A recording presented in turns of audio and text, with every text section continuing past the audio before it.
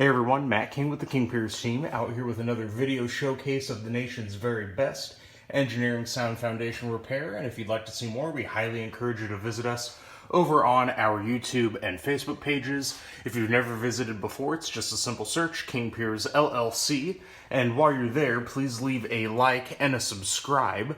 We're out here again in Grandview. We are getting very close to finishing up this project. We have all of our H-beam wall braces fully installed. You can see the beautiful work done by the King Piers team on reinforcing these wall braces. So what we see fairly often, and you can go back and look at some videos from the past couple months where there have been wall braces that were previously installed on these projects that we had then been contracted to work on. More often than not, they have not H-beams, but smaller I-beams.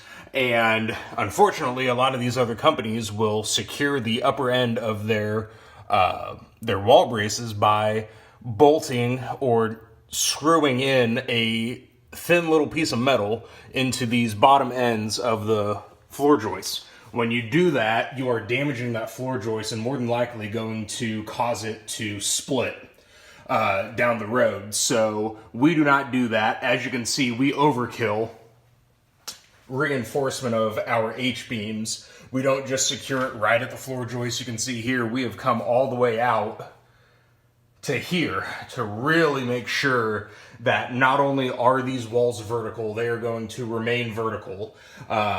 You know how we do our process for straightening walls. We excavate on the outside first because it's much easier to push against air than it is against earth.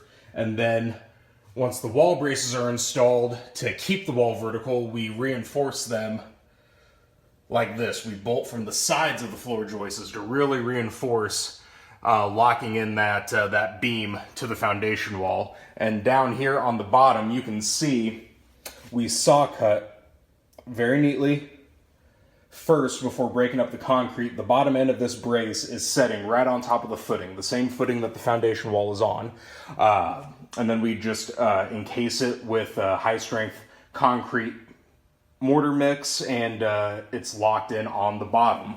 So very, very nice job reinforcing the wall braces here. I don't know if we got a good shot of it on any previous videos, but there was a significant lean to the board here where this junction box was attached to, and now that we have straightened the wall, this has really straightened out. Actually met the customer out here earlier this morning, and he was just so pleased that everything came back like that.